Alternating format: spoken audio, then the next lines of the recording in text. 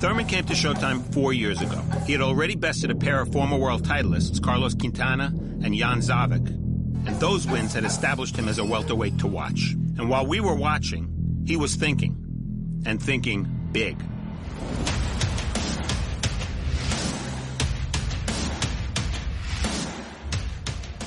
In July 2013, Thurman faced Argentina's undefeated Diego Gabriel Chavez in San Antonio.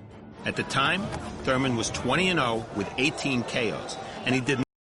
大家好，老师从业中医男科30余年，帮助了数千名海内外华人朋友通过中药调理重回男性雄风。如果你也存在房事时间短、勃起无力、硬度差、中途疲软、肾虚、前列腺炎等问题，现在就加中医老师微信574-993-200，纯中药，一人一方，治根治本，帮助你持续坚挺20至40分钟，补肾壮阳，延时助勃，彻底告别快男软男。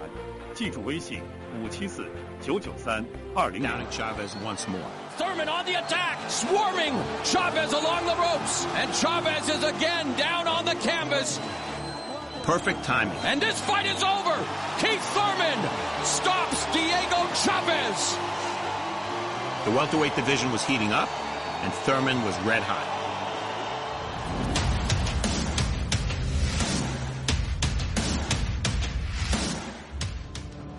It seems an unwritten rule that every contending welterweight has to fight warhorse Jesus Soto Karass. But fighting Soto Karass and beating him have been two different things. Fighting Soto Karass was a risk, but a calculated risk. Thurman and Soto Karass clashed at the Alamo Dome in December 2013.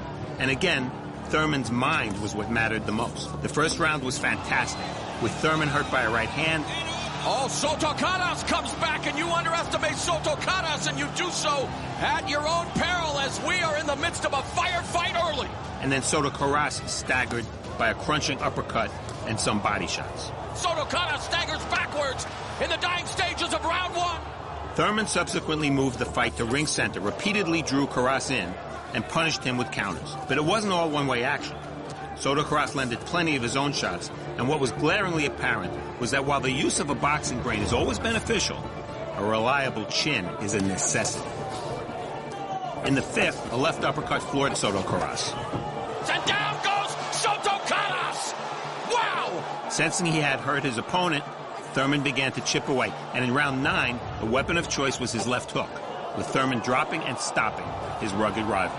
A left hand and Shirley steps in. The fight is over. Keith one-time Thurman remains unbeaten. Thurman was 25 years old, 22-0, and as promising a young fighter as anyone could name.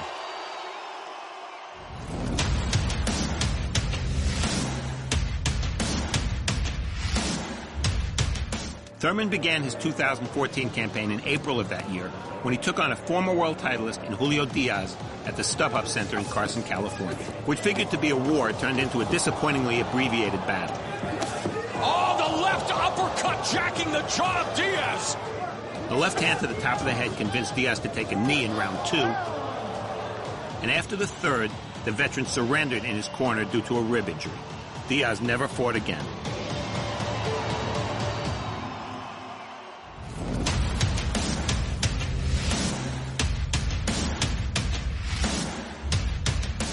In 3 fights on Showtime, Thurman had 3 KOs, but nobody KOs everybody. His next fight was a Las Vegas date with Italy-based Leonard Bundu. In the first round, Thurman, coming off an injury to his left shoulder, scored a knockdown. Oh, and Thurman already drops him with that left. Bundu was undefeated, but he was also 40 years old and clearly out of his depth. Thurman attacking the body. So it was not unreasonable to anticipate another early round blowout. But the clever Bundu fought to survive, and Thurman opted to finesse his way to a 12-round unanimous decision win, winning every round in the process. Better to be smart.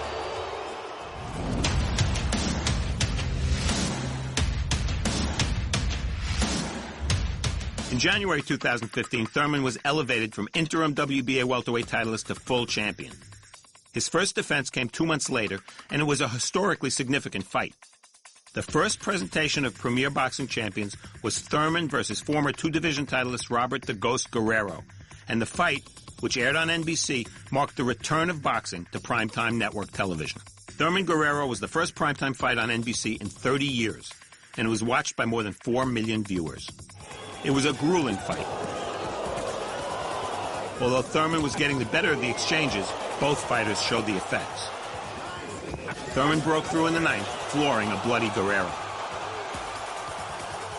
But in the immediate aftermath of the knockdown, Guerrero accelerated, especially in round 10, and over the course of the last 3 rounds, the action was both fierce and sustained. Thurman won a clear-cut unanimous decision in what is best described as having been a one-sided, competitive fight.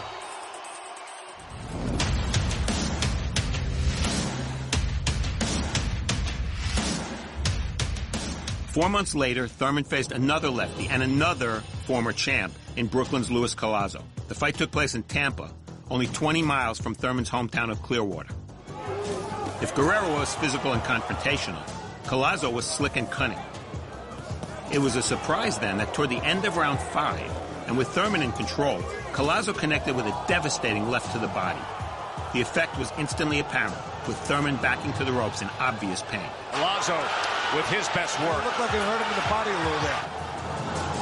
A champion who wants to extend his reign is, at some point, going to have to prove he can overcome adversity. Thurman did just that, and in the 6th, he opened a nasty cut over Collazo's right eye. The 7th was all Thurman, and after that round, Collazo indicated that blood from the cut was hampering his vision. Okay, right in your feet. You want me to stop this? Since the cut had been opened by a punch as opposed to a butt, Thurman was declared the winner by TKO. The fight had not gone smoothly, with the scare in the 5th round a potentially career-changing moment. But Thurman had survived and advanced. And that advancement took him to his biggest bout to date, a showdown with his 3rd consecutive former world champion, Shawn Porter.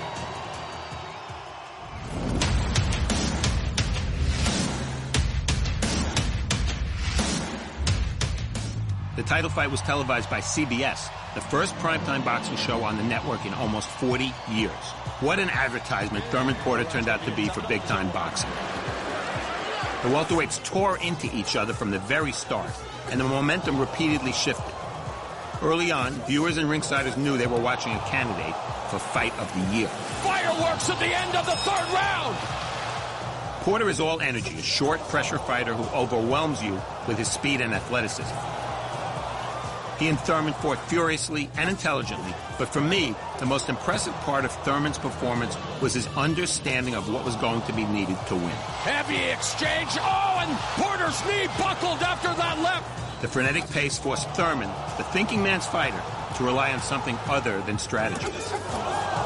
He won a close but unanimous decision because of his drive, his cojones, and his will to win. That's a complete fighter.